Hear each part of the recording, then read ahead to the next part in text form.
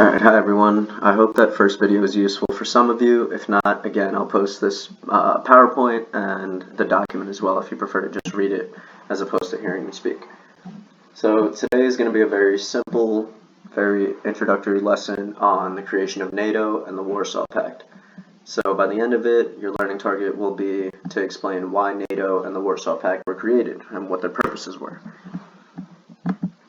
Okay, so NATO stands for the North Atlantic Treaty Organization, and in Spanish it's el OTAN o la Organización del Tratado del Atlántico Norte.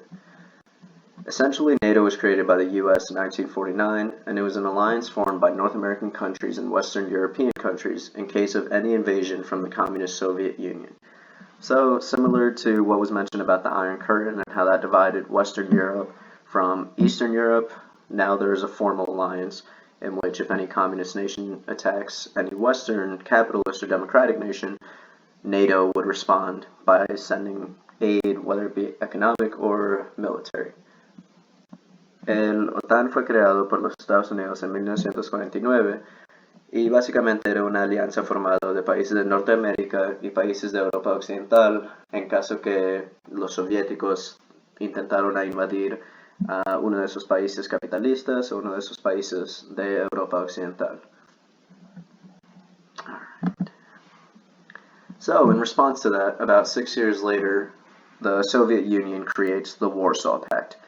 And the Warsaw Pact was a response to NATO and was like another line of defense for the Soviet Union. So now the Soviet Union has direct control over the Eastern Bloc, or the Communist Bloc that I showed you yesterday on that map. And again, it's another line of defense if any Western nation or if the US wants to invade Eastern Europe.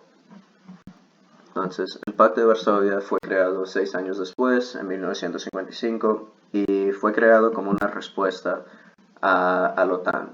Y la Unión Soviética lo usó para controlar oficialmente toda Europa Oriental y tener otra línea de protección, otra línea de defensa contra Europa Occidental y los Estados Unidos.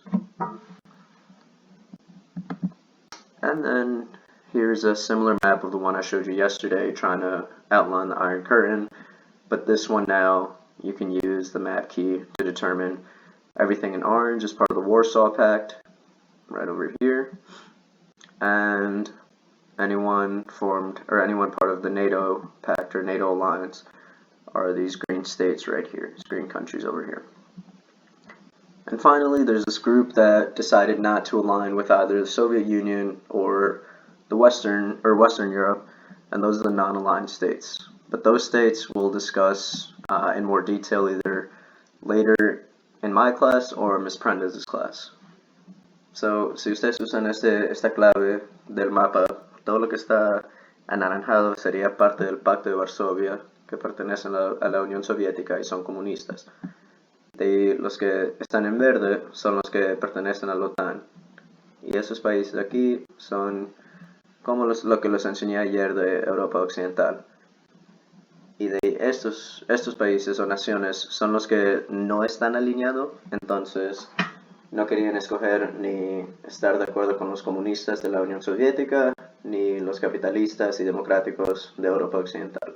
Entonces es casi como estar neutral, pero en un par de semanas o quizás en la clase de Ms. Prenda's van a hablar un poco más de eso. Alright? And that's basically the intro to NATO and to the Warsaw Pact. Eso fue la introducción más breve de la OTAN y del Pacto de Varsovia. And then this week's agenda is going to be the main focus. We're going to talk about the different proxy wars, which were wars that were fought between the US and the Soviet Union, but they were fought indirectly. Esta semana nuestra agenda sería las guerras peleadas por poder. Y esas guerras fueron peleadas indirectamente entre los Estados Unidos y la Unión Soviética.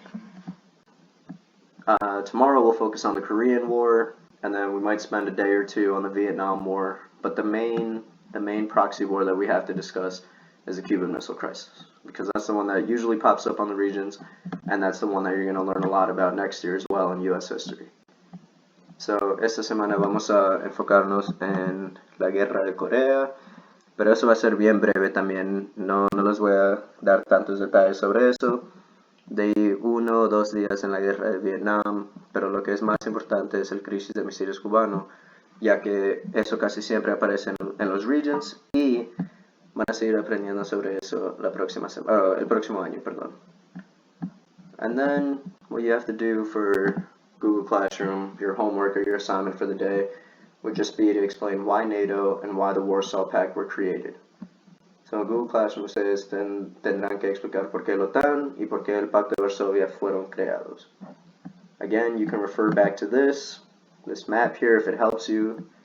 These are the communist states, these are the capitalist states, and then here will help you answer that homework assignment. Again, if you have any comments, please leave them below. Let me know how I can help you, if this works, if this doesn't work, and then I'll try to improve. Thank you.